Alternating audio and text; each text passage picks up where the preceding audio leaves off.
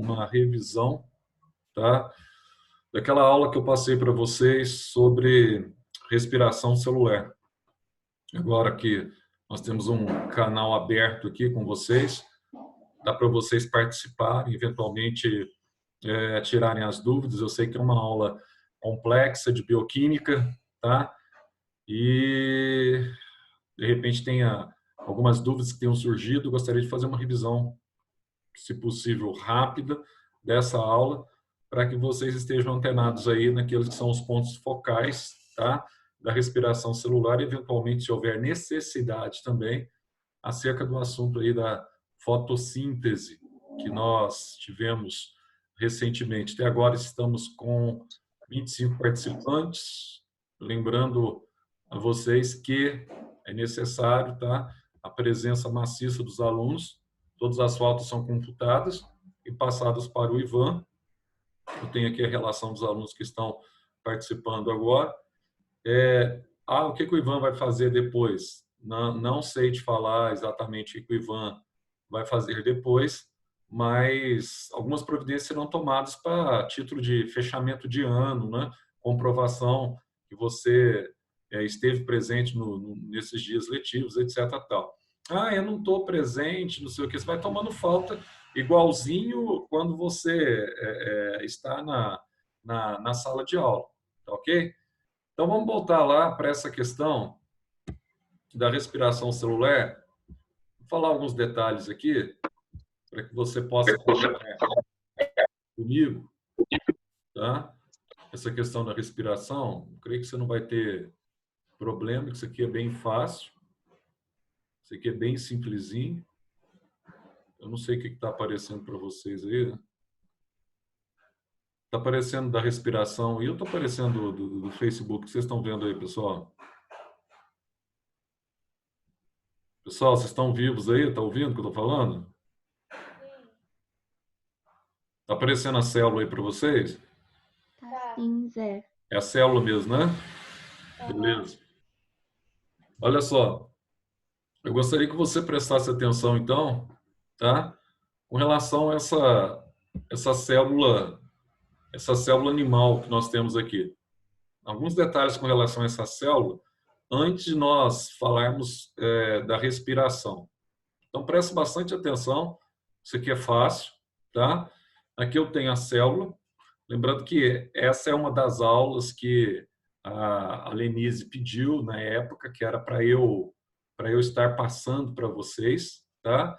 Essa aula, e que vocês pudessem ver comigo essa aula de respiração e fotossíntese, que eu fiquei, então, responsável com vocês por dar essa aula, tá? Então, agora, revisionando essa aula, para que vocês tenham a condição aí de estar prestando atenção, entendendo desde o início do processo, desde aquilo que está acontecendo na célula, tá? O que está acontecendo com a gente aqui no que diz respeito à respiração celular. Bom, aqui eu tenho uma célula que a gente chama de célula animal. Essa parte de célula animal vocês vão começar a ver também, não sei se é comigo, com a Lenise, nesse material do SAS, mas tanto faz. Vocês terão esse ano essa parte da respiração ou essa parte da citologia, tá? Que estuda as funções dos principais organoides celulares. Então, aqui eu tenho uma célula estrutural. Você sabe que essa célula aqui, pela presença de organoides internos que nós estamos observando aqui, se trata de uma célula eucariótica, tá? Não é aquela célula que tem, então, o núcleo difuso no citoplasma, que é a célula procariótica, aquela célula que apresenta parede celular. Não é essa célula, tá? Que tem, né, o DNA disperso, etc. Tal, que não tem ainda a membrana nuclear. Não é uma célula procariótica. É uma célula animal, uma célula procariótica. Então, nessa célula procariótica, você vai ver que alguns organoides citoplasmáticos eles surgem aqui no interior dessa célula, tá? Então, aqui, eu tenho vários organoides. Para citar alguns com vocês aí, tá? Eu vou ter aqui, olha, o retículo endoplasmático rugoso ou retículo endoplasmático granular. Dentro do retículo tem essas bolinhas que você está enxergando aí, ó. Cada bolinha dessa aqui é um ribossomo, tá? E cada ribossomo desse aqui, ele tem como principal prerrogativa realizar a síntese, tá, de proteínas para sua célula. Deixa eu dar uma olhada. Aqui eu tenho, ó, complexo de Golgi, complexo golgiense. Esse complexo golgiense aqui, ele está relacionado com a secreção de várias substâncias, dentre as quais carboidratos, enzimas, tá, para a célula, tá certo? Aqui você vai ter, ó, a estrutura que basicamente é sede de parte daquilo que nós vamos falar na aula de hoje, que é a respiração celular. Então, a principal estrutura responsável pela parte aeróbia da respiração está aqui, né? Que é a famosa mitocôndria. Então, está aqui a mitocôndria, bonitinho, tá ok? E aqui você tem o retículo endoplasmático liso. Para que serve o retículo endoplasmático liso? O retículo endoplasmático liso ele serve mais para produzir, fabricar gordura do seu corpo, tá? Ah, Zé, tem gordura? Tem gordura. Tem colesterol, tem triglicérides. A gente vai ver isso ao longo do ano, tá? As funções pertinentes às organelas celulares, ou organela é o nome antigo, a gente chama mais de organoide. Zé, nessa célula também estou vendo aqui, ó, o lisossomo, não é, Zé? Isso, lisossomo. Lisossomo ele é responsável pela digestão intracelular, tá vendo aí? Digestão intracelular a partir do lisossomo. Aí vai formar os vacúolos digestórios, então a célula ela pode englobar partículas sólidas por fagocitose, que a gente chama, ou ela pode englobar partículas líquidas por pinocitose. Então, o processo de digestão dessas partículas, ele começa exatamente nesse local aqui, ó, do lisossomo, beleza? Ó, Zé, tem aqui essa estrutura aqui que a gente chama de centrosoma, né? Onde está o centríolo, né, Zé? Isso, centrosoma, centríolo. Olha, tem duas aulas que eu coloquei esse final de semana, que já estava lá, recoloquei essas aulas. Fundamental para vocês estudarem para Enem. Tá? Essa parte, mas vocês vão ver provavelmente mais para frente. Não sei especificamente se vocês vão ver comigo ou com a Lenise, mas com quem se quer que seja. Fundamental, são duas aulas curtas, tá? Para você ter uma base antes de entrar nessa matéria, que a gente chama de matéria relacionada à divisão celular, tá ok? Então, você vê o que é mitose, o que é meiose, tá? Para que servem esses processos na célula. Eu acho legalzinho. Você vai assistir uma aula lá de 20 e poucos minutos, e outra eu acho que chega a 30, tá? São duas aulas curtinhas, que vai passar todas as informações necessárias para vocês acerca desse assunto. E o centro da divisão celular está muito relacionado aqui, ó, com o centrosoma e com os centríolos, tá? Os centríolos estão diretamente relacionados com essa fase da célula animal de dividir-se, tá? Por mitose ou por meiose. Então, você tem o centrosoma. Então, aqui você está vendo, ó, uma célula eucariótica, ela apresenta, então, o núcleo celular, tá? Ela apresenta essa região que reveste o núcleo, ó. E essa região aqui, ó, a gente chama de carioteca. Lembra do nome lá? Carioteca. Então, aqui você tem a carioteca, que é a membrana que reveste o núcleo, né? Por isso que é eucarion, eucariontes, né? São células que apresentam membrana de revestimento nuclear verdadeira. Toda vez que você tiver essa palavrinha na biologia, eu, significa verdadeiro. Então, aqui eu tenho uma célula verdadeira que reveste meu núcleo, tá ok? E aqui no centro do núcleo eu tenho o nucleolo, que também está relacionado com a síntese, tá? Proteica. Agora, veja você, toda essa região aqui dentro do núcleo, eu vou ter o material genético na forma de cromatina, tá? E a partir dessa cromatina, a gente vai extrair o DNA, tá? O DNA que vai estabelecer a padronização genética, as características, o sequenciamento genético de um indivíduo, beleza? Então, essa membrana aqui ela é porosa, permite a migração. E deixei para o fim todo esse material onde estão imersos, tá vendo aqui, ó? Onde estão imersos os organoides citoplasmáticos. Zé, quem que é esse material aqui? Esse material aqui, ó, nós chamamos de citoplasma fundamental, tá? Então, presta atenção, não pode esquecer. Citoplasma fundamental, ele tem duas partes. Zé, quais são essas partes? Guarda comigo aqui, ó. Ele vai ter a parte que a gente chama de morfoplasma. Então, o morfoplasma é a parte que compreende os organoides, que a gente acabou de ver aqui na célula animal. Tá? Além do morfoplasma, a gente vai ter, então, a parte líquida, onde estão imersos os organoides. Essa parte líquida aqui, ó, onde estão imersos os organoides. Então, dentro da célula, você tem aqui um material aquoso muito intenso. Tá? Então, essa parte líquida, onde estão imersos os organoides, nós chamamos de hialoplasma, e o nome mais atual, hialoplasma com H, tá ok? E o nome mais atual a gente chama de citosol, tá? O citosol, que é a primeira etapa da respiração, que ocorre a glicólise que nós vimos. Então, a primeira etapa da respiração ocorre aqui no citosol. Ah, beleza, Zé. O que mais está faltando, Zé? Está faltando a membrana, né? Que reveste essa célula. Ó, essa membrana que tem permeabilidade seletiva, tá? É a membrana conhecida como membrana plasmática, ou também conhecida como plasmalema, como queira. Beleza? Então, dá uma olhadinha aqui. Ó, nessa aula, a gente vai destacar alguns detalhes dessa célula, que nos interessa especificamente para essa aula. Olha, eu vou ter a mitocôndria, eu vou ter o citosol, que é a sede da respiração celular, e um outro detalhe fundamental para essa aula, essa região da célula aqui, que é a membrana, tá?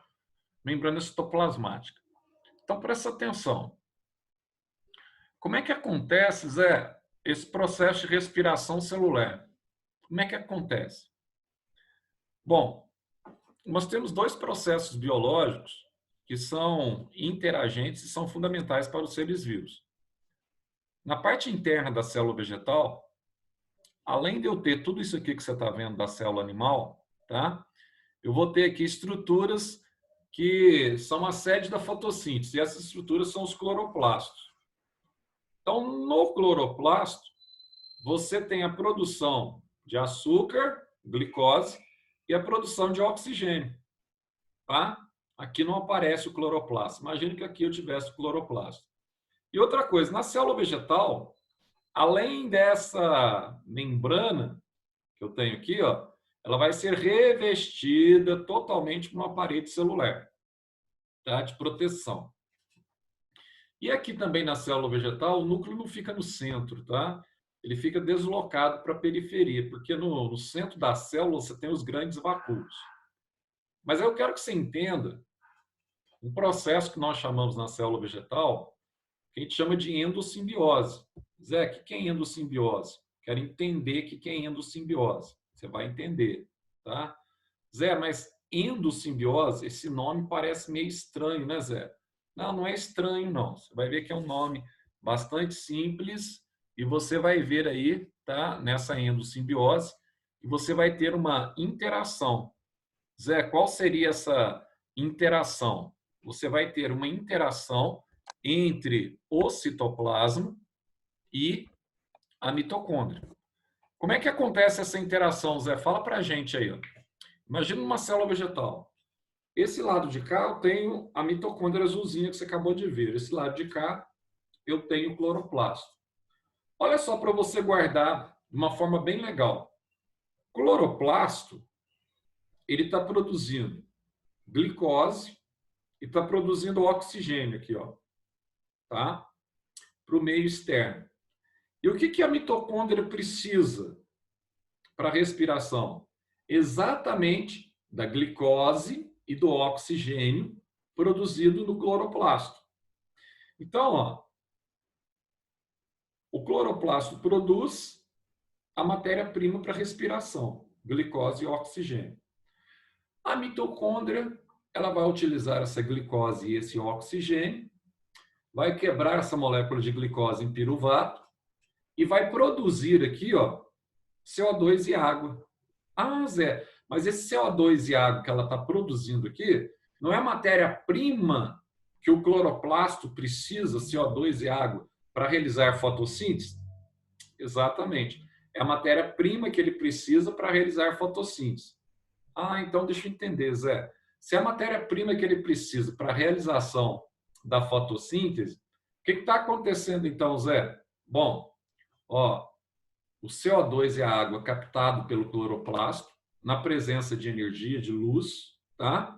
Ele vai produzir aquilo que a mitocôndria precisa. Então, veja só, o cloroplasto e a mitocôndria, eles estão ali juntinhos, trabalhando em conjunto para manter a vida no planeta, tá? Então, ó, não existe vida sem cloroplasto, não existe vida sem mitocôndria, pelo menos vida aeróbia, vida com respiração aeróbia, tá? Então, o que vai acontecer? Há uma dependência recíproca entre cloroplasto e mitocôndria. Essa dependência existente entre ambos, nós chamamos do que, Zé? De endossimbiose, tá? Endossimbiose, o mutualismo, uma dependência. Um não consegue sobreviver sem o outro, tá? Então, quando a gente fala naquela aula que está gravada aí com vocês, você já tem aí no canal, etc. tal, falou em endossimbiose, você lembra disso? Essa dependência maciça ou dependência recíproca que há entre cloroplasto e mitocôndria. Então, o produto da mitocôndria é utilizado como matéria-prima da fotossíntese. E o produto do cloroplasto é utilizado como matéria-prima para a respiração, tá? Que é o tema da nossa aula de hoje, que é respiração celular. Vamos voltar lá na nossa projeção, para a gente enxergar aqui bonitinho. Olha só, vamos voltar aqui para a projeção. Então, Zé, deixa eu olhar aqui essa questão que você está falando aí, só para eu entender um detalhezinho aqui, Zé. Deixa eu entender esse detalhe. Nossa, Zé, agora tudo está fazendo mais sentido, né? Ah, é? Então, se está fazendo mais sentido, melhor ainda. Olha só o que está acontecendo. No processo de respiração aeróbica, você vai encontrar essas duas formatações aqui, ó. Então, ó, eu tenho glicose, água e oxigênio, tá? Que é a equação geral. Então, nesse processo, você vai ter a produção de CO2 e água. E aqui você vai ter a produção de ATPs. Hoje existem duas teses. Tem a tese mais antiga, essa que produz 36 ATPs, tá? Essa aqui é menos defendida. A tese mais defendida na bioquímica hoje é que são produzidos 38 ATPs. A ATP é aquela moeda energética que a célula reserva energia para que durante o seu metabolismo ela vai fornecendo essa energia vai sendo fornecida, e a célula ela vai desencadeando aí seus processos vitais, exatamente. É energia que fica armazenada, a moeda energética que fica armazenada à base de adenosina trifosfato, que à medida que ela vai necessitando, ela vai liberando essa energia. Se eu converter isso aqui para uma medida, em calorias, por exemplo, vocês vão ver muitas calorias comigo na química e com o Eric na física, tá? 38 ATPs equivalem a 686 quilocalorias por cada mol. É aquele númerozinho, né? 6,02 vezes 10 a 23, que a gente vai estudar aí o mol, tá? Esse ano. Bom, mas o que você está vendo aí de interessante dizer? Eu estou vendo o seguinte, que durante a respiração, ó, todas essas etapas da equação têm como objetivo produzir aqui, ó, CO2 e água que vai ser utilizado na fotossíntese. Ah, Zé, então se eu mudar a ponta da seta, colocar a seta no sentido inverso aqui, ó, se eu colocar a seta no sentido inverso, água e CO2 produzindo glicose, água e oxigênio, isso aqui não é a fotossíntese? Exatamente. Então, no sentido inverso, tem a reação da fotossíntese. Isso que nós chamamos de endossimbiose. A equação é a mesma, só que em sentidos invertidos, está entendendo? Então, a mesma equação que eu tenho para a fotossíntese, eu tenho para a respiração. Então, esse processo é fundamental para a vida, como você já sabe. Então, presta atenção no detalhe aqui, ó. Zé, o que está acontecendo, então, com essa glicose que vai chegar à célula? Eu tenho uma dúvida, Zé, como é que essa glicose ela vai chegar até a célula? E quais são as etapas que levam, então, à quebra dessa molécula de glicose? Quais são as etapas? Eu tenho essa dúvida. Então, muito fácil, tá? Você não vai ter essa dúvida mais. Primeiro, quando você come chocolate, ontem, né? Dia de Páscoa, chocolate, aí talvez vocês tenham comido bastante chocolate. e lembrar um pouco daquilo que era fundamental, que é a ressurreição, que é o renascimento, né? Mas, enfim, como você comeu muito chocolate, a pergunta é, esse chocolate ele é rico em glicose. Esse chocolate ele vai passar por um processo de digestão, que vocês verão comigo, digestão, vocês verão comigo, acho que o ano que vem, ou esse ano ainda, não sei. Vocês vão ver comigo mais à frente aí. O material do SAS, que o material do SAS mudou o conteúdo programático, então, tá? Tem uma diferença do material anterior que nós usávamos, que era o objetivo. Mas, de qualquer forma, vocês veem um no primeiro e no segundo. Então, pessoal, olha só. Aí, o que vai acontecer com você? O que vai acontecer com o seu chocolate? Vai ser digerido, tá? Ele vai passar pelo estômago, vai chegar na região do duodeno, ali vai ter a consolidação da digestão. As enzimas que atuam no duodeno, tá? As enzimas como a maltase, por exemplo, vai quebrar a maltose de chocolate, que é o açúcar, em glicose. E essa glicose, quando ela estiver totalmente digerida no processo da quilificação, formando o quilo alimentar, ela vai ser absorvida pelo seu intestino, tá? Pelas suas vilosidades intestinais. Quando ela é absorvida pelo intestino, o que acontece com a glicose, Zé? Cai no sangue. Aí o sangue é um veículo transportador de nutrientes. Ah, Zé, ele transporta oxigênio, transporta hormônio, transporta escórias metabólicas, excretos, transporta.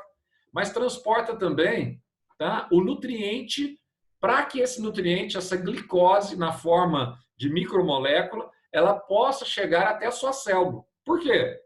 Porque a célula ela necessita da glicose para realizar o processo respiratório.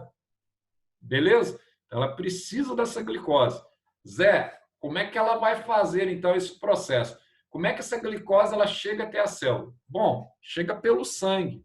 Então, você lá digeriu e acabou que absorvendo esse nutriente, está no seu sangue. O sangue é capaz de levar esse nutriente desde da sua até no seu cérebro até o dedinho do seu pé, porque o seu corpo inteiro está cheio de vasos sanguíneos, cheio de capilares sanguíneos, tá? Pode chegar às células que estão presentes no dedinho do seu pé. Beleza, Zé? Chegou na célula lá do dedinho do meu pé. E aí? O que vai acontecer? As células do dedinho do seu pé, elas em volta delas, ela é banhada por água. Ela é hidratada. Ela tem um líquido, que a gente chama de líquido tissular, tá?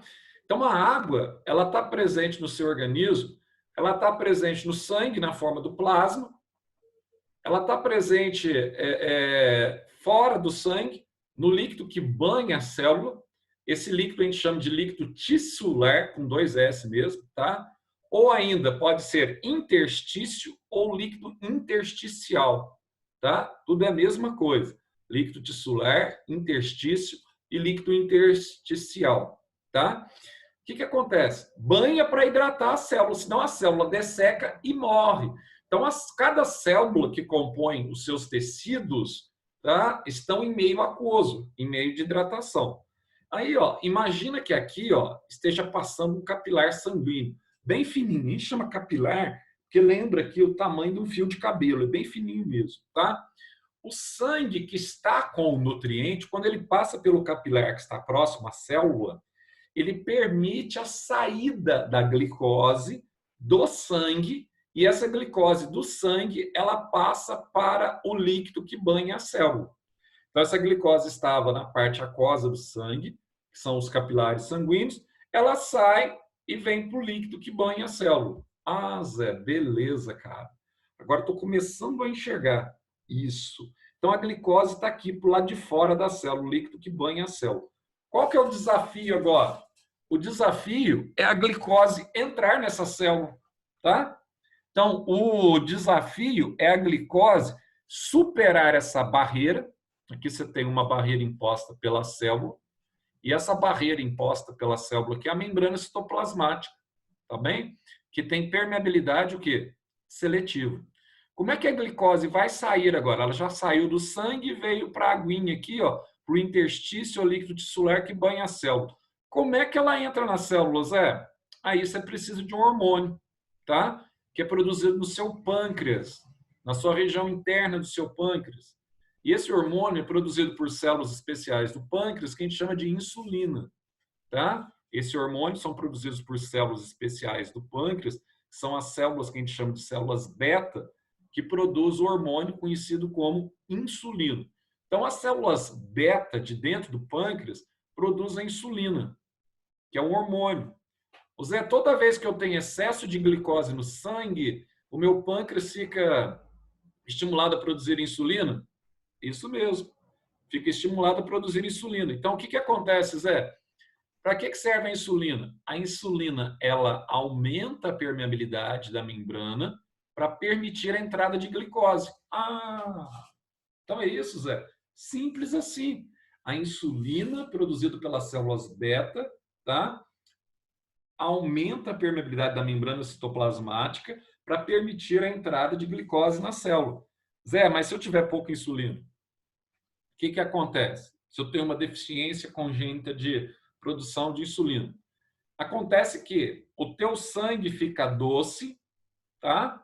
Essa glicose que às vezes está aqui no líquido que banha a célula, ela não consegue entrar porque a insulina não é produzida, aí ela volta para o sangue. Aí o teu sangue é doce, teu plasma é doce, mas a tua célula que precisa receber a glicose não recebe açúcar, não recebe glicose. Aí o que você tem que fazer? Aí o indivíduo ele começa a urinar, quando ele vai urinar, ele começa a urinar o excesso de açúcar que ele tem no sangue. Então, um dos sintomas da diabetes é o que a gente chama de glicossúria. É o excesso de açúcar que é eliminado junto com a urina. Pode falar, filho. E a metformina? O pessoal dependente de glifagem, metformina? Não, isso aí é um problema que acontece depois dos 40 anos. Aí já não é a diabetes congênita, né? A diabetes congênita tipo 1, a gente chama, essa diabetes, o indivíduo ele precisa aplicar a insulina, porque ele não produz insulina, tá? Então ele tem que aplicar a insulina para que a insulina, que é uma proteína que tem que ser aplicada, não pode ser tomada por via oral, porque se ela for tomada por via oral, ela é digerida em aminoácidos, ela perde o efeito, tá? Então ela tem que aplicar a insulina para que através da ação da insulina ele consiga mobilizar então essa glicose. Quem tem diabetes tipo 2, que geralmente é pelo sedentarismo, tá? Pessoa que não faz exercício físico, tem também tendência familiar, normalmente ela se manifesta após os 40 anos. Essas pessoas, se fizer uma dieta alimentar correta, ela não precisa tomar insulina. Aí ela vai tomar uma medicação que estimula a produção de insulina, que é a metformina. Então, o que acontece? As pessoas, durante a vida toda, ela teve produção de insulina. Depois que ficou mais velha, que ela perdeu essa produção. Aí a metformina, que é o glifage, ela vai, além de estimular a produção de insulina, ela vai estimular aqui, ó, porque ele tem um probleminha que é diferente do diabetes tipo 1. Probleminha aqui na membrana, ó. Aí o fica meio preguiçoso e a glicose não entra. A metformina entra aqui, ó, para melhorar também a entrada de glicose na célula, tá? Mas voltando lá. Entendi. Obrigada, Zé. Nada. Vamos lá. Voltando na diabetes convencional, na diabetes tipo 1, da congênita, tá? Então, essa diabetes, aí como é que você sabe que você está com diabetes? Ah, Zé, eu estou urinando, eu estou notando que tem bastante formiguinha no banheiro lá em casa. Está saindo muito açúcar. Se tem formiga no banheiro, você viu formiga no seu banheiro, é porque normalmente tem alguém na sua casa que é diabético e não está tratando. Quando está tratando, ele não vai liberar excesso de açúcar, tá? Aí você fala assim, outra pergunta que o pessoal sempre faz, né? Zé, pessoa que tem diabetes, se a glicose não entra na célula, a célula não respira, você pergunta de Enem. A célula vai morrer porque não está conseguindo captar a glicose pelo hipoinsulinismo? Não, a célula não vai morrer. Por quê? Quando a célula fica na ausência de glicose, ela usa um outro mecanismo para respirar. Ela usa um novo produto ou uma nova matéria-prima para respiração. Qual seria essa matéria-prima? A matéria-prima que ela vai utilizar vai ser proteínas que ela vai captar desse líquido aqui, ó, intersticial ou tissular. Ela vai usar proteínas ou vai utilizar até mesmo gordura, tá? De onde que ela subtrai essa proteína, essa gordura? Da sua massa muscular. Então, A gordura e a proteína não é o ideal para a respiração, mas como a célula não pode morrer, ela começa a subtrair isso da sua massa muscular. Aí vai acontecer o quê? Um sintoma característico da diabetes é a perda de massa. O indivíduo ele começa a perder massa rapidamente, tá? Começa a emagrecer muito rapidamente. Então, isso, quando ele conta esse episódio para o médico, e o médico ele suspeita da urina, etc. Tal, está urinando muito, está saindo, tá? Aí começa a perguntar. Isso pode ser sintomas de diabetes, tá? Tipo 1. E quando a gente fala de diabetes tipo 1, também tem um pessoal que acha que só dá em criança, né? Até 10 anos, etc. Tal. Isso não é verdade, tá? Você tem a diabetes tipo 1 normal, você tem a diabetes tipo 1, que é a diabetes que a gente chama de diabetes mood, tá? É uma diabetes que ela vai se manifestar normalmente depois dos 18 anos, e é tipo 1 também, precisa de reposição insulínica. E você ainda tem uma diabetes que se manifesta depois de 30 a 40 anos, antes dos 40, que é a tipo LADA, que também precisa de reposição com insulina, precisa aplicar insulina.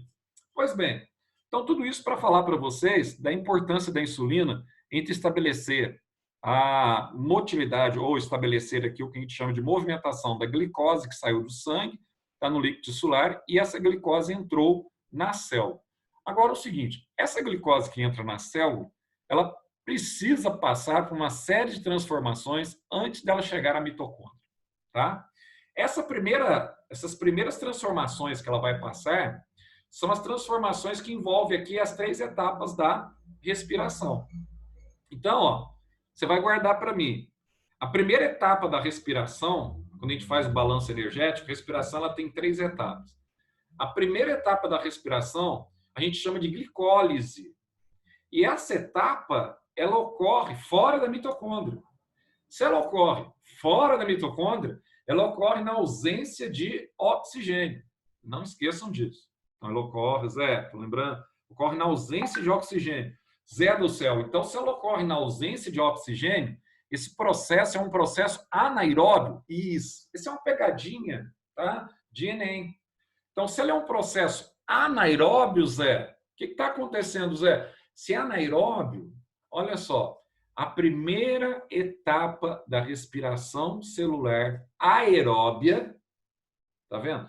A primeira etapa da respiração celular aeróbia é anaeróbia. Então, a primeira etapa da respiração celular que utiliza o oxigênio, ela é feita sem oxigênio, tá? Anae significa sem, róbia, oxigênio, aeróbia, oxigênio, tá? Então, olha só, a primeira etapa nós chamamos de glicólise, ou via de Ebendemer-Horf, mas guarda esse nome para nós que interessa, glicólise. E a gente vai ver que durante essa etapa, a glicose é quebrada em 2 piruvatos e vai produzir apenas 2 ATPs, tá? Para a célula. A segunda etapa, aí sim, aí vai entrar na mitocôndria, na região da matriz mitocondrial, aí você tem a mitocôndria, tá? Nessa região que você está vendo aqui, ó, matriz ou estroma mitocondrial, aqui tem a mitocôndria em corte, tá? Nessa região aqui, ó, você vai ter a segunda etapa da respiração, que a gente chama de ciclo de Krebs, tá? Ou ciclo dos ácidos tricarboxílicos. Então, ó, dentro da mitocôndria, na matriz mitocondrial, nós temos o ciclo de Krebs. Beleza? Aí você tem a produção também de 2 ATPs apenas. E na região das cristas, ó, a crista mitocondrial aqui para você enxergar legalzinho, ó, na região das cristas mitocondriais, vocês terão então a terceira etapa da respiração, que também é na presença de oxigênio, é dentro da mitocôndria. Essa terceira etapa nós chamamos, tá, de cadeia transportadora de elétrons ou cadeia respiratória, certo? Então, dentro da mitocôndria ocorrem 2 fases aeróbias e fora da mitocôndria, no citosol, do hieloplasma da célula, ocorre uma fase anaeróbia. Então, olha só, nas cristas mitocondriais são produzidos 34 ATPs e na matriz apenas 2 ATPs. Então, aqui você tem, ó, a produção energética, tá? Glicólise, 2 ATPs, ciclo de Krebs, 2 ATPs, cadeia respiratória 34 ATPs. Então, essa é a quantidade de ATP produzida ao longo de todo o processo. Você somar aqui que vai dar 38 ATPs. Aí você fala, Zé, mas e essa glicose que entrou na membrana aqui? Né? O que vai acontecer inicialmente com essa glicose, Zé? Durante o processo da glicólise. O que acontece? Então, todas essas etapas que você está enxergando aí agora, tá? São as etapas das 11 reações que eu tenho ao longo do processo que nós conhecemos como glicólise. Nossa, Zé, que fera isso, hein? A gente vai ver aqui de uma forma bem simplesinha, tá? Zé, uma coisa que eu quero saber. Eu preciso decorar, guardar, memorizar esse mapa metabólico aqui? Não, não precisa, tá? Precisa entender o que está acontecendo, só isso. Não preciso guardar, até porque futuramente na prova de vocês sobre essa matéria, o que você pode pedir, Zé? Eu posso pedir os princípios que acontecem aqui na glicólise. Jamais eu vou pedir para você, Zé, eu tenho que saber o nome dessa reação 5 aqui, ó, que está formando aqui a partir da frutose de fosfato. Eu tenho que saber que forma o dihidroxoacetona. Não, não é nada disso. Na prova de vocês, se eu precisar de alguma informação das reações que aqui estão acontecendo, eu vou fornecer para vocês, no enunciado da prova, no enunciado da questão, vou fornecer para vocês um mapa metabólico, tá? Tranquilamente um mapa metabólico, sem nenhum problema, beleza? Tem que ficar preocupado com isso, não. Mapa metabólico fornecido diretamente para você. Agora, o que eu quero que você guarde para mim, que durante a glicólise, ao longo dessas 11 reações, tá vendo? Tudo que eu chamar aqui, ó, R1, R2, R3, R4, tá? Até eu chegar na R11, então, ó, ao longo das 11 reações, o que está acontecendo aqui, ó? Eu vou ter a conversão, presta atenção aqui, ó. Eu vou ter a conversão da glicose, que é um composto que tem 6 átomos de carbono.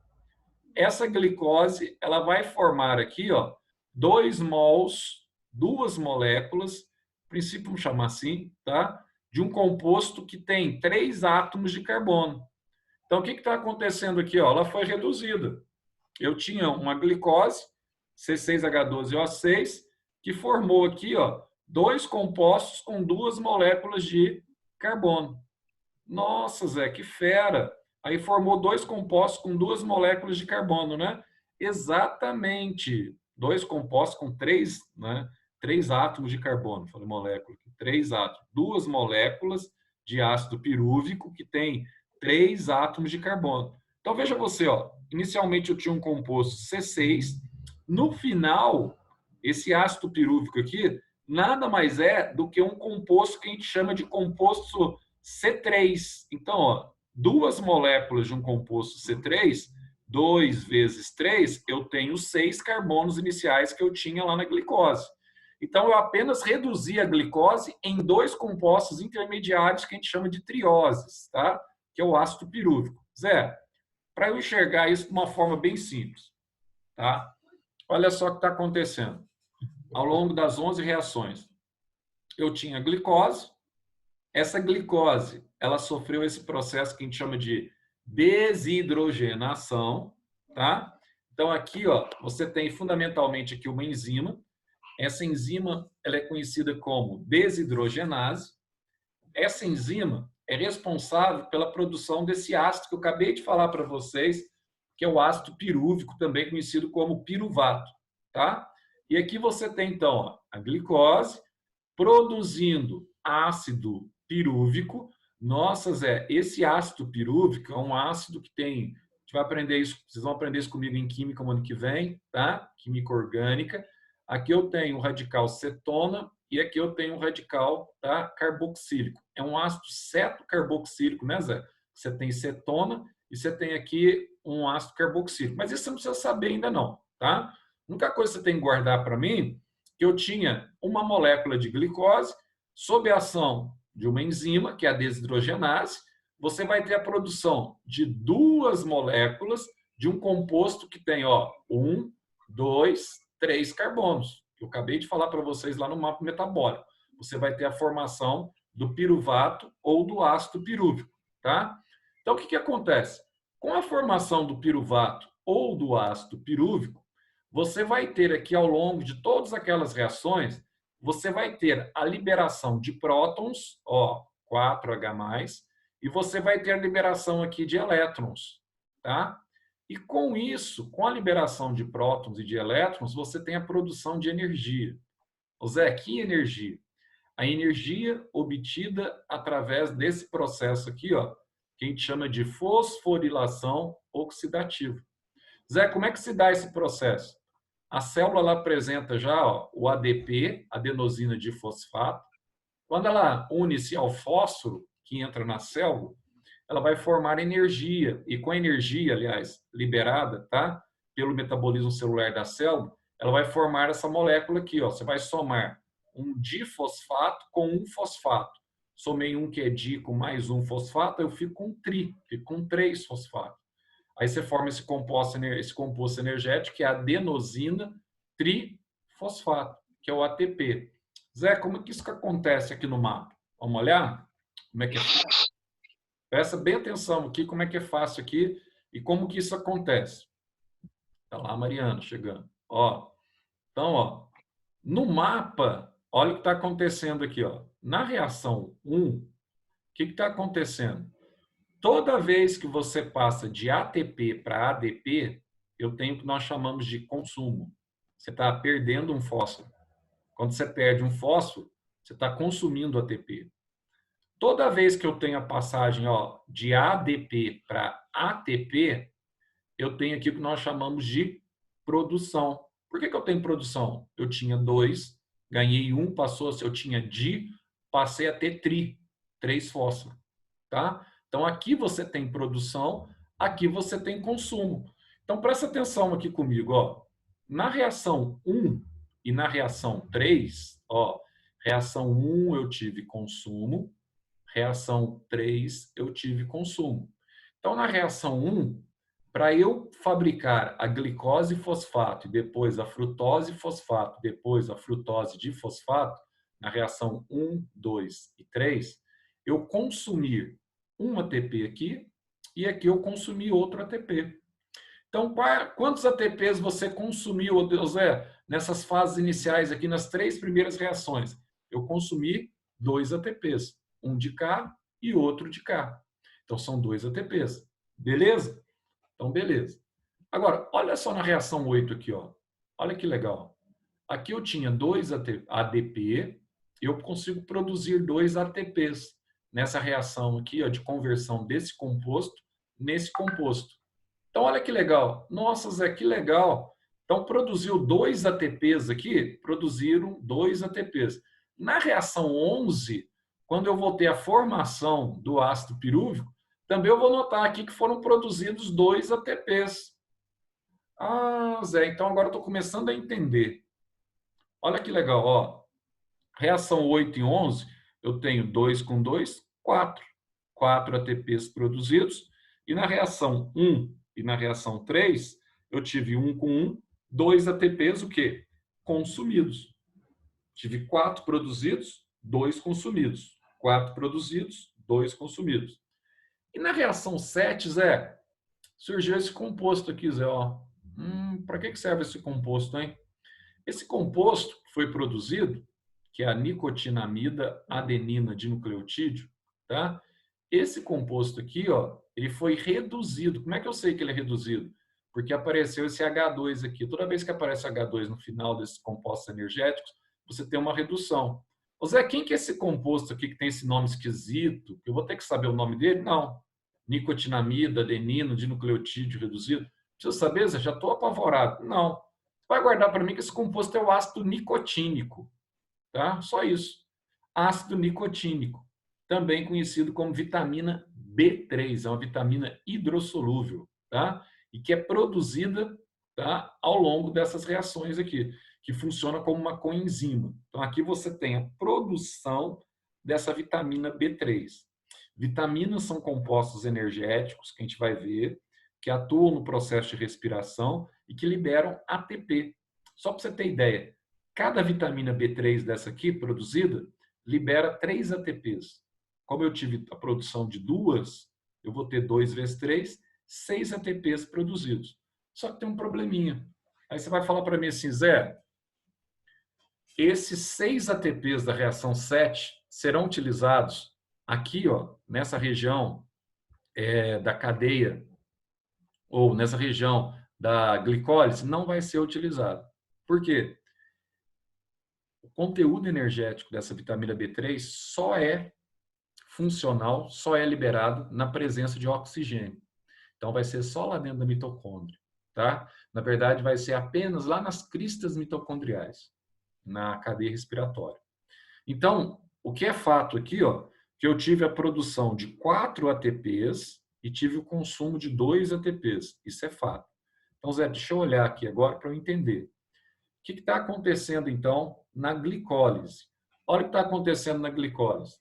Então, ó, você teve o consumo de 2 ATPs, tá? Você não vai esquecer disso. Na reação 1 e na reação 3, tá certo?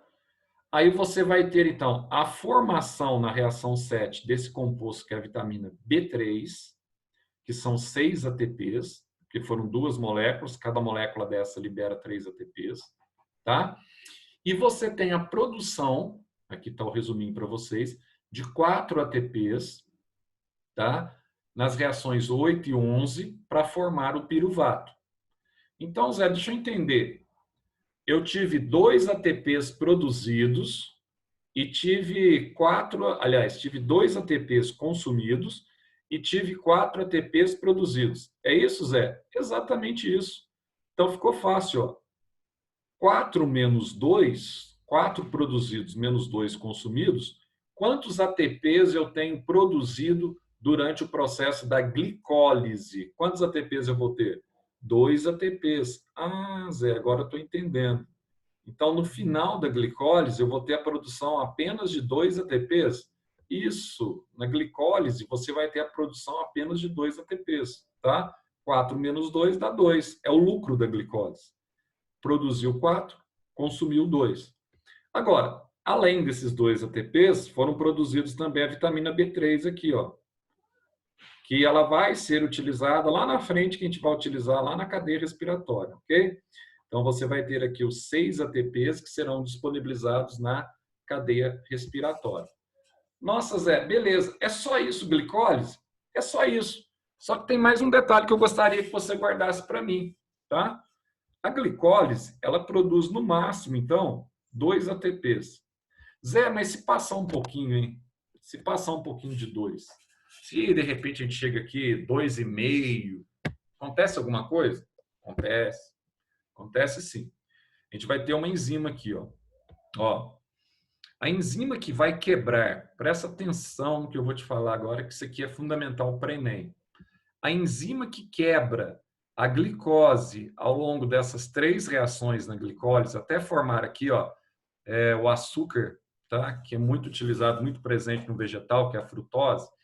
A enzima que quebra a glicose em frutose, tá? De fosfato, que tem 2 fósforos, essa enzima é conhecida como PFK. Ah, Zé, deixa eu lembrar dessa PFK. Você falou naqueles vídeos anteriores. Essa PFK é enzima conhecida como fosfofrutose quinase. Ah, fosfofrutose quinase. Então, o que essa enzima faz? Ela inicia a via glicolítica. Ela inicia a glicólise. Ela quebra a glicose em frutose. Então, ela inicia todo o processo, Zé. Isso, ela inicia todo o processo consumindo energia, consumindo ATP. Ah, então deixa eu entender. Zé, caso aconteça a produção um pouco acima de 2 ATP, 2,2 ATPs, 2,3, 2,4, 2,5, isso é possível? É. Só que a célula inibe essa ocorrência quando isso acontece. O que vai acontecer? O ATP que ela está produzindo a mais, por exemplo, se ela está produzindo 2,5 e a célula interessa 2, o meio que ela está produzindo, o ATP, que a gente chama de excedente, ele vai inibir a produção dessa enzima PFK. Como ele inibe a produção da enzima PFK, a via glicolítica, a glicólise, ela vai paralisar aqui, ó, até que esse meio ATP seja consumido e o saldo volte para 2. Esse processo de inibição da enzima PFK, tá? Nós chamamos de inibição, guarda esse nome, alostérica. Alostérica, tá? Então, o ATP excedente inibe a enzima fosfofrutose quinase, impedindo que mais ATP seja produzido, para que ele volte a 2. Aí, quando ele volta a 2, a inibição cessa, porque ele vai manter ali no 2. Então, não esqueçam disso, a inibição alostérica. Então, Zé, resumindo, ao longo dessas reações, eu tive a produção de H+, de elétrons, liberei 2 ATPs, energia, tá? E, além de liberar energia, eu tive a produção desse ácido, que é o ácido pirúvico, também conhecido como piruvato. Zé, deixa eu entender, então. Eu tive a produção do ácido pirúvico, do piruvato. O que vai acontecer com esse ácido pirúvico, com esse piruvato, tá? Para que ele possa sofrer algumas transformações e para que ele possa entrar agora na mitocôndria, nessa região da matriz mitocondrial. O que precisa acontecer aí, Zé? Vamos dar uma olhadinha aqui? Olha só. Nossa, Zé, quando eu olho isso, eu fico até assustado. Tem que acontecer o ciclo de Krebs. Zé do céu, como é que eu vou saber esse monte de reações? Eu vou mostrar para você que é simples, assim como a glicólise. Você não precisa assustar com o ciclo de Krebs, não. Tá? Vou mostrar para você que é um negócio bem simples. Até dá para a gente simplificar assim, ó. Nossa, Zé, aí você simplificou. Tá? Ó, Pedro Túlio. Aí eu simplifiquei. Mas aí você simplificou de uma forma muito simples, né? Isso, simplifiquei de uma forma bem simples. Aqui eu estou interagindo o ciclo de Krebs, tá? Com o ácido acético, de uma forma bem bobinha para você entender. Mas antes de você entender o resumo que eu estou passando aqui para vocês do ciclo de Krebs, vamos lá no ciclo. Vamos lá para a gente ver como é que é esse ciclo aí. Zé, eu tenho pavor, eu vi isso aqui nas outras videoaulas, eu fiquei até nervoso, eu falei, nunca na minha vida eu vou entender isso, mas presta atenção. Você precisa saber as reações? Não. Você precisa saber aqui, vamos lá. Eu preciso saber que esse ácido pirúvico que tem 3 carbonos, tá? Esse ácido pirúvico ele vai passar por uma série de reações químicas até regenerar esse ácido aqui, ó, que é o ácido oxalacético. Esse nome você tem que saber, tá? Ah, mas como é que isso se dá, Zé? Olha como é fácil. Primeira coisa que acontece com o ácido pirúvico, antes de ele entrar na mitocôndria, ainda no citosol, ele vai ter aqui, ó, a retirada de carbono. Zé, vai ter a retirada de carbono? Sim, ele vai ter a retirada de carbono. Esse processo de retirada de carbono aqui, ó, nós chamamos de descarboxilação. Nossa, que nome feio, hein? Mas fica atento para um detalhe. Esse processo de retirada de carbono, para que serve, Zé? Ele serve exatamente para eu diminuir o tamanho do composto. Eu tenho um composto com 3 aqui, ó. O objetivo é você tirar um carbono desse composto. Como eu tenho 2 compostos com 3, eu vou tirar, então, na verdade, aqui, ó, 2 CO2, 2 compostos com carbono, que é o gás carbônico, tá? Então, aqui eu tinha 6 ao todo, 2 vezes 3, 6. Aqui eu passo a ter, então, tirou 2 CO2, eu fico com 2 vezes 2, 4, tá? Esse composto formado aqui, ó, é o ácido acético ou aldeído acético. Tá? O ácido acético, pra você ter noção, é o vinagre de cozinha, que é formado, tá, na sua célula também, nesse processo. Ô Zé, essa enzima que retira carbono de um composto orgânico, ela é conhecida como o que, Zé? Descarboxilase. Ou também, se você quiser guardar assim, é uma vitamina. Vitamina hidrossolúvel do complexo B, que é a vitamina B1, tá? Ou tiamina, que é a mesma coisa. Tiamina ou vitamina B1. Ela que reduz o ácido pirúvico em ácido acético, com 2 carbonos apenas. Nossa, Zé, então aqui agora eu tenho só 2 carbonos? Só tem 2 carbonos. Isso aí. Zé, o que vai acontecer eu tendo aqui apenas 2 carbonos? Olha o que vai acontecer. Olha que legal isso aqui, ó. Eu tenho um composto, então, era C3, passou a ser C2, com 2 carbonos. Aí eu vou ter aqui, ó, a ação dessa vitamina. Lembra que eu falei para vocês? Ela volta a aparecer aqui, ó. A vitamina B3, que a gente viu na reação 7 lá atrás da glicólise, que é o ácido nicotínico. Esse ácido nicotínico, ó, ele entra em conjunto com essa... Toda vez que aparece aqui, ó, CO, é coenzima, meu caro. Coenzima A. Ele entra em ação com a coenzima A e vai funcionar aqui como um transportador.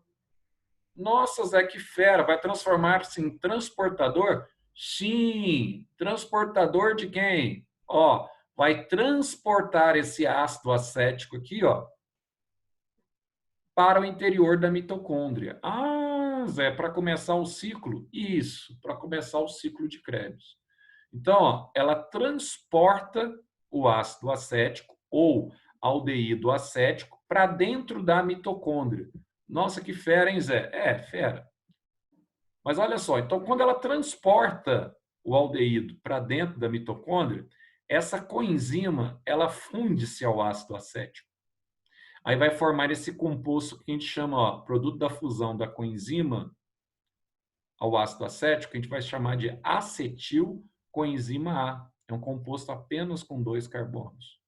Só que dentro da mitocôndria já foi regenerado, você já tem esse composto aqui com 4 carbonos, que é o ácido oxalacético. Tá? Nossa, Zé, ácido oxalacético. Sim, o ácido oxalacético com 4 carbonos. Então, o que acontece aqui? Ó? Quando eu tenho a fusão desse ácido com 4 carbonos, com esse ácido com 2 carbonos, ó, somei os dois, fundi os dois, eu vou ter aqui, ó, 4 com 2, 6. Eu vou ter a produção desse ácido aqui, que é o ácido que você tem na laranja, no abacaxi, no limão, que é o ácido cítrico ou citrato, tá? Ah, Zé, esse ácido cítrico, então, ele tem 6 carbonos? Tem 6 carbonos. E exatamente com essa fusão que você vai ter aqui o início daquilo que a gente chama de ciclo de Krebs, tá? Na região da matriz mitocondrial. Então, Zé, qual que é a função desse ciclo de Krebs? A função do ciclo de Krebs é você regenerar um novo ácido oxalacético, para que, quando entrar uma nova acetilcoenzima A aqui na mitocôndria, você já tem ele pronto aqui para fundir, para formar o ácido cítrico. Ah, tudo isso aqui para regenerar esse ácido, Zé? Isso, para regenerar. 11 reações? Isso, 11 reações. Agora, toma cuidado. Ao longo dessas reações aqui, ó, você vai ter a formação dos compostos intermediários, que está aqui no mapa metabólico. Você não precisa saber o nome de nenhum deles, tá? Agora, presta atenção aqui, ó. Aqui você tem a participação de uma outra vitamina. Ó, começa a produzir vitamina aqui, ó. Essa vitamina aqui, ó, ah, Zé, é diferente dessa, né? É diferente, que tem um P aqui, ó. Isso aqui é nicotinamida adenina de nucleotídeo fosfato reduzido. Isso aqui é a famosa vitamina B6. B6, bola, B6. Ou também conhecida, tá? Vitamina B6, ou também conhecida como ácido ou piridoxina. Vamos colocar assim, piridoxina ou vitamina B6. Zé, essas vitaminas que estão sendo produzidas aqui também, ó, produziu a vitamina B2, que é a flavina adenina de nucleotídeo reduzido, tá? Vitamina B2 ou riboflavina. Essa vitamina também é composto energético. Vai ser toda disponibilizada a sua energia lá na cadeia respiratória. Nossa, Zé, então não é tão difícil assim. Não, aqui de novo, ó, você tem vitamina B3, vitamina B2 aqui, ó, sendo produzida. Você tem aqui, ó, vitamina B6. Simples assim. Só que ao longo, esse composto aqui, ele tem 6 carbonos agora. Ele tem que voltar a produzir um composto com 4.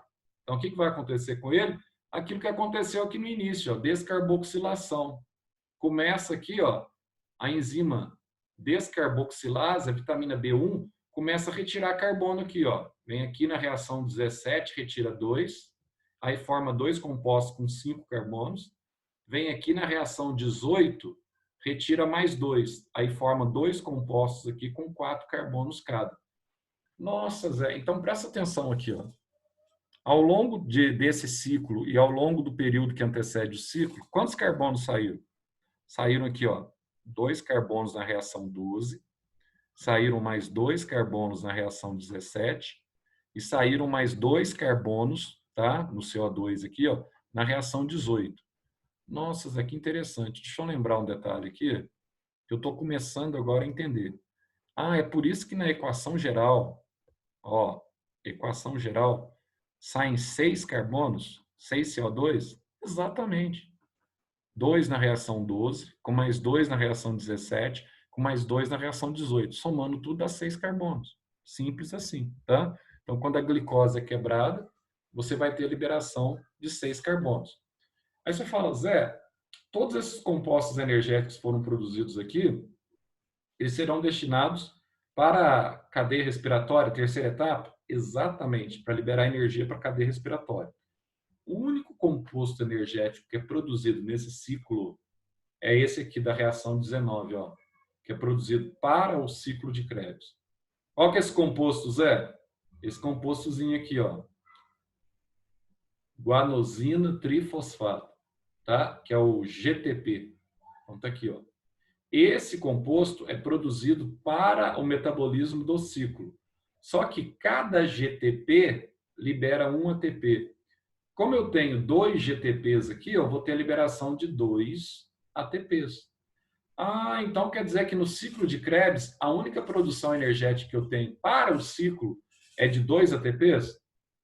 Exatamente. Apenas 2 ATPs para o ciclo de Krebs.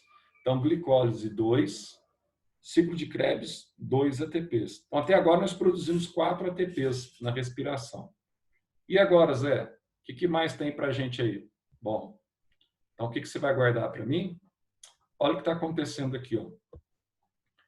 Ao longo do ciclo de Krebs, tá? Você vai ter a produção de 4 moléculas de NADH2. Você vai ter a produção de um FADH2, tá? Cada NAD libera 3 ATPs, cada FAD libera 2 ATPs, tá? Então aqui, ó, como você tem 2 moléculas por cada ciclo, então você vai multiplicar isso aqui por 2. Então, na verdade, você tem no final, ó, 2 NADH2 e 2 FADH2. E mais os 2 ATPs produzidos para o ciclo de Krebs. Tá ok? Aí você fala assim, Zé, cada NAD, você falou para a gente, tá? Que libera 3 ATPs, cada NAD. H2. 8 vezes 3 dá quanto aqui? 24. Cada FAD, Zé, você falou para a gente, FAD-H2, que libera 2 ATPs. Então, 2 vezes 2 dá 4. Então, 24 de cá com 4 de cá dá 28. Nossa, Zé, que fera! Dá 28? Dá 28.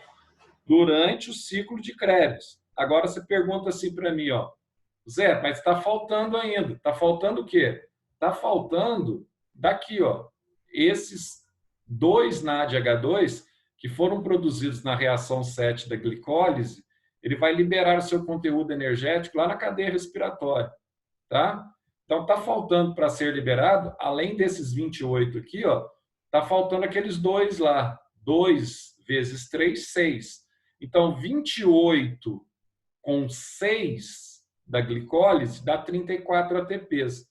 E são exatamente 34 ATPs, ó, que serão liberados, vamos colocar aqui, ó, na cadeia respiratória. Tá? Não sei onde que eu coloquei aqui os 34. Tá aqui, ó. Glicólise 2, ciclo de Krebs 2 e cadeia respiratória 34. Simples assim, tá? E agora, você fala assim, Zé, então esses compostos energéticos produzidos no ciclo de Krebs, essas vitaminas, liberarão 34 ATPs para a cadeia respiratória? Isso. 2 ATPs na glicólise, 2 ATPs no ciclo de Krebs e 34 na cadeia respiratória. Ah, por que tem gente que fala que são 36? Porque eles acreditam que aqueles 2 NADH2 lá da reação 7 da glicólise, quando eles penetram a mitocôndria aqui, eles são convertidos em 2 FAD-H2. Então, como 2 NAD produz 6 e 2 FAD produz 4, então esse pessoal defende que há uma redução de 2 ATPs, de 6 para 4. Então, no total, daria 36, tá? Mas o que se defende mais hoje são os 38 ATPs mesmo. Zé, mostra esse resumo, então, para eu entender. Olha como é fácil o resuminho aqui, ó. A glicose, durante a glicólise, ela é quebrada em ácido pirúvico. Está aqui, ó, 11 reações no mapa metabólico, ela foi quebrada em ácido pirúvico. Quebrou, tá? Esse ácido pirúvico aqui, ó, ele é convertido em ácido acético, a gente viu que ele perdeu carbono, tá? Ele vai formar, junto com esse composto aqui, ó, coenzima A, ele vai formar a acetilcoenzima A. Essa acetilcoenzima A, ela funde-se ao ácido oxalacético para produzir aqui, ó, o ácido cítrico, com 6 carbonos. Então, esse ácido cítrico aqui, ó, vai sendo reduzido para um composto de 5 carbonos, até ele voltar a ser um composto de 4 carbonos. Isso aqui é o que a gente chama de ciclo de Krebs, tá? Então, ao longo dessas reações, você tem a saída de CO2 para você diminuir o tamanho do composto, que é o processo de desidrogenação da enzima desidrogenase, saída de CO2, até que você tem a produção aqui de vários compostos energéticos, que são vitaminas, que serão utilizados na cadeia respiratória. Aí está a cadeia respiratória. Olha que fera. Zé, o que eu tenho que saber nessa cadeia respiratória? Então, na cadeia respiratória, todas as vitaminas produzidas, tá, ao longo do ciclo de Krebs serão utilizadas aqui na cadeia. Então, presta atenção, algo bastante simples para você entender e para você não errar depois nem na minha prova, nem no Enem. Ó, esses compostos, nós vimos lá atrás, inicialmente, que eles liberam H+, e liberam elétrons, tá? Liberam prótons na forma de H+, e liberam elétrons na forma, tá, de partículas negativas. O que está acontecendo aqui, Zé? Olha o que está acontecendo aqui, ó. Aqui eu tenho os 2 compostos, tem a vitamina B2, aqui eu tenho a vitamina B3. Os elétrons que eles estão liberando, ó, e quando eles são quebrados, lembrando que acontece aqui quando eles são quebrados, a fosforilação oxidativa. Toda vez que eles são quebrados, eles liberam ATP. Tá vendo aqui, ó? Vai formar ATP. Então você tem a fosforilação oxidativa. Então o que está acontecendo aqui com a vitamina B2? Ó, os elétrons liberados pela vitamina B2 serão transportados por essa cadeia aqui de proteínas transportadoras de elétrons. Zé, quem são essas proteínas transportadoras de elétrons? Aqui eu tenho citocromo B, C, A e A3. São as mesmas que eu tenho aqui, ó. Então, esses elétrons, eles são destinados, são transportados a partir das vitaminas, são transportados para o oxigênio. Lembra que o oxigênio, ele estava no sangue, aderido à hemoglobina? Ele desacoplou da hemoglobina e foi lá para aquele líquido que banha a célula, que é o líquido tissular, que a gente viu lá no início que também estava a glicose. Só que esse oxigênio que passa para o líquido que banha a célula, esse oxigênio ele está na forma gasosa. Guardou? Está na forma aqui, ó. Até coloquei para vocês enxergarem aí, ó, meio oxigênio, meio O2. Está aqui, ó, está na forma gasosa. O que precisa acontecer com ele, ó? Esse oxigênio aqui, ó, ele precisa ser ionizado. Ele precisa receber elétrons. Então, durante essa cadeia transportadora aqui, ó, são transportados 2 elétrons e esses 2 elétrons são doados ao oxigênio. Então, aqui agora nós vamos ter o O-2, proveniente dessa doação, tá? Então, você vai ter o O-2. Quem que levantou a mão aí? Pode perguntar, pessoal. Alguém levantou a mão aí? Parece que eu vi uma notificação aqui de mão levantada. Ó, então, aqui você vai ter, ó, o O-2. Então, o oxigênio deixou de ser gasoso e passou a ser um oxigênio, tá, ionizado. O-2. Por que que precisa ser um oxigênio ionizado aqui, Zé? O-2. Por quê? Por eletronegatividade, próxima aula nossa de química, a gente vai falar sobre tabela periódica, para terminar a apostila de vocês de química também, né? Que é a aula 6 e 7, aí, aula 6 e 7, coisa assim, do material do SAS. Então, semana que vem a gente vai ver essa aulinha de química nossa aí, tá? Então, olha só aqui, ó. Então, ó, esse hidrogênio, ele não precisa, esses 2 prótons que foram liberados aqui, ó, ele não precisa de proteínas para transportá-lo até o oxigênio. Por quê? O oxigênio ele é mais eletronegativo. Se ele é mais eletronegativo, ele atrai o hidrogênio, tá? Forma uma nuvem de elétrons aqui que atrai o hidrogênio. Então, ó, quando esse hidrogênio funde-se ao O-2, você vai ter a formação, produto final da respiração, que é a água. Então, aqui você tem a formação da água como produto final. E o receptor de elétrons é o oxigênio. E o produto final é a água. Tá? Então, tudo isso para formar água no fim, na cadeia respiratória. E para ionizar o oxigênio. Zé, mas se quebrar a cadeia respiratória aqui, ó, imagina que você vai quebrar a cadeia respiratória no citocromo A3, por exemplo. O que vai acontecer, Zé, se a cadeia é quebrada no citocromo A3? Se a cadeia respiratória é quebrada no citocromo A3, você tem um problema. O cara pode ter inalado, por exemplo, um gás letal. Por exemplo, cianeto, tá? Que é um gás letal. Teve um episódio triste em Tóquio, na década de 80, se não me engano, na década de 80, que um indivíduo terrorista entrou dentro do metrô em Tóquio e liberou cianeto. O que acontece com o cianeto? O cianeto é um gás que quebra a cadeia respiratória. Como ele quebra a cadeia respiratória, o oxigênio aqui, ó, ele não vai ser ionizado com os 2 elétrons. Como ele não é ionizado, tá? Ele fica na forma gasosa e não tem como ele ser utilizado pela célula. Como não tem como ser utilizado pela célula, quebrou a cadeia respiratória com gás letal, a pessoa morre por asfixia, tá?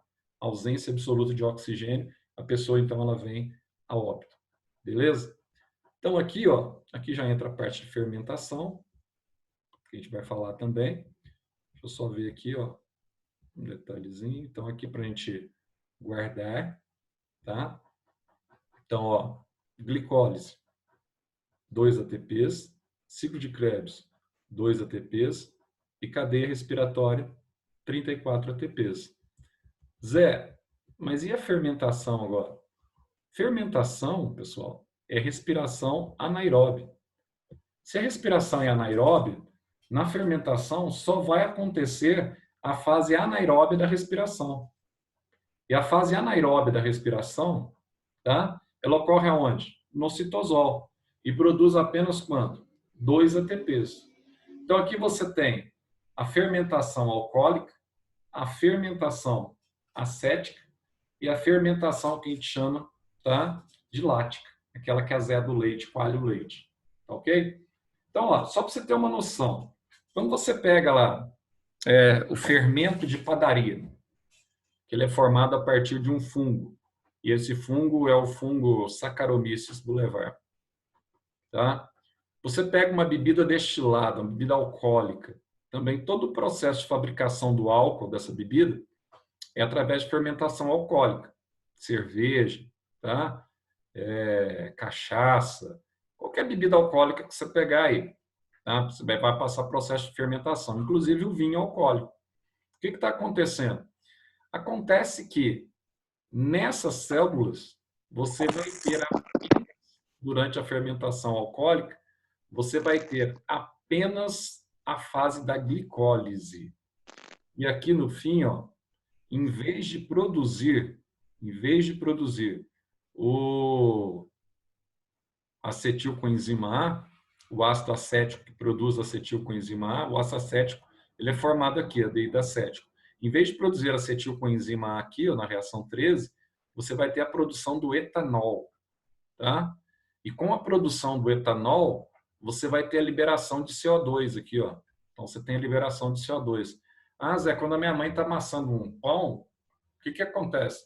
Parece que ela coloca o fermento biológico, que vai realizar esse processo de fermentação, fermento conhecido como Saccharomyces, que é um fungo, né? Vai realizar esse processo de fermentação. Parece que a massa está crescendo, Zé. Ah, tenho certeza, a massa cresce. Eu vou falar para você, massa de pão não cresce. Isso é pegadinha de Enem, viu?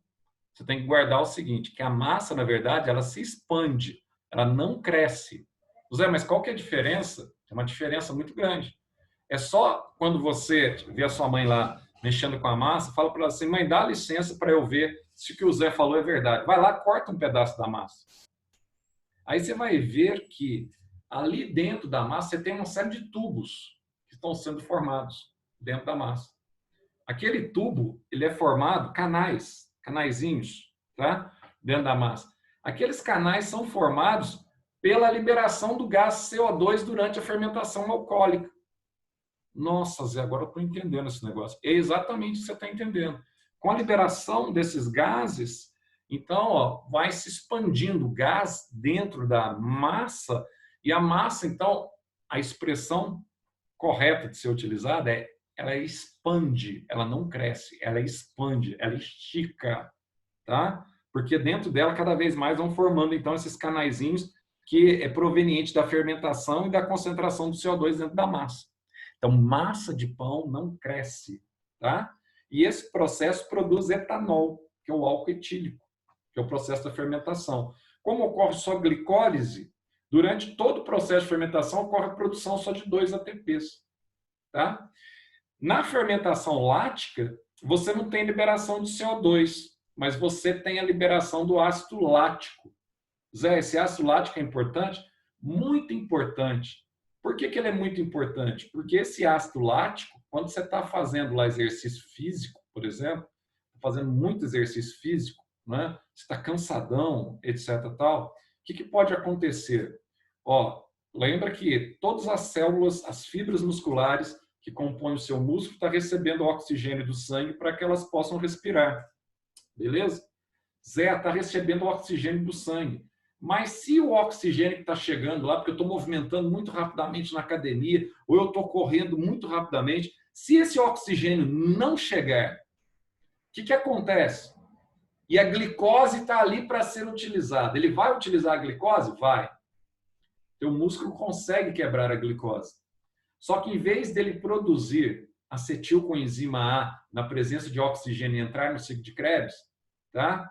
Falta oxigênio no meio, porque você está movimentando muito rápido, você está consumindo oxigênio, e quando falta o oxigênio, ele começa a formar o que a gente chama de ácido lático. É o mesmo ácido que coagula o leite, ou coalha o leite, quando você vai fazer queijo. Eles usam lá, palhada, etc. Tal.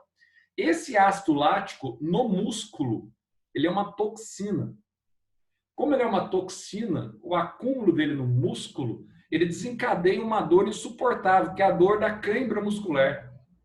Aí o que você faz com o jogador muscular? Você vê o colega chegando a ele, quando ele está com cãibra.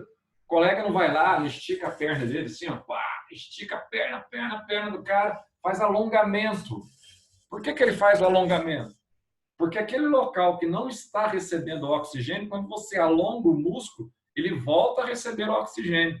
Como ele volta a receber oxigênio, ele começa novamente a respirar aerobicamente. Como ele está respirando aerobicamente, volta a respiração normal, aí volta o ciclo de Krebs e a cadeia respiratória. Enquanto ele está fermentando só, além de ele estar produzindo só 2 ATPs, tá? Ele precisa quebrar 19 moléculas na fermentação para produzir o equivalente a uma molécula de glicose produz na respiração aeróbica 38. Então, ele produz só 2, ele precisa de 19 moléculas de glicose para produzir os 38 que uma molécula de glicose produz durante a respiração. Tá? Além disso, além desse déficit, você tem uma toxina. Zé, e essa toxina que fica no músculo, quando você alonga, ela é direcionada para o sangue, do sangue ela vai para o fígado e ela é convertida em ácido pirúvico, tá entendendo? Na forma de ácido pirúvico, ela vai ser novamente utilizada, tá? Para o processo de respiração. Então, essa toxina, ela não vai ser eliminada do teu corpo, ela vai ser reciclada pelo fígado e vai ser utilizada na forma de ácido pirúvico novamente para a respiração na etapa anaeróbica. Beleza? Pessoal, isso aqui é uma revisão daquela aula. Espero ter descomplicado um pouco. E agora vocês têm a oportunidade aí de estar fazendo as perguntas. Se houver perguntas, vocês podem perguntar agora. Alguma dúvida, alguma pergunta, e nós vamos encerrando por aqui, tá? Caso não haja dúvida nem pergunta. Deixa eu ver aqui o chat de vocês aqui. É que vocês têm que me ajudar. Zé, Deixa eu ver só o chat aqui antes. Espera aí. Isadora diz assim, Zé, o citosol é a mesma coisa do hieloplasma? Sim, a parte líquida da célula. Exatamente. Aí diz assim, é química ou biologia? Bom, pessoal, isso aqui é bioquímica, né? Está na parte de biologia. Isso aqui é a aula da Lenise, que eu estou revisionando com vocês, que eu tinha gravado, tá, o vídeo. Isso, Letícia Oliveira já tinha respondido aqui. Biologia, exatamente. Ah, tá, foi sem querer. Tá, tudo bem, sem problema, Luiz. Pode perguntar, filha. Diga. a vitamina B6 é um agente redutor?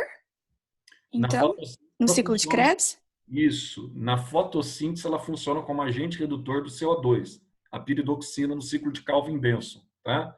Ela atua diretamente para formar as trioses, que é o PGA.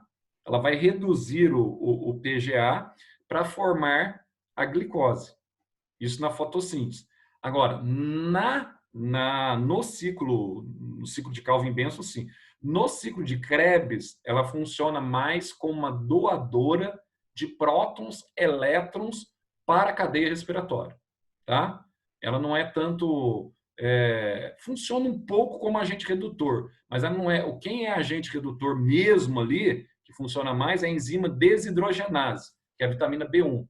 E a B6, que é a piridoxina, tá? É mais uma doadora de elétrons. Funciona em menor intensidade. Agora, já na fotossíntese, ela é fundamental para a redução dos compostos, tá? Para a formação do PGA e do PGAL, que é o ácido fosfoglicérico, e do aldeído fosfoglicérico no ciclo de Calvin-Benson.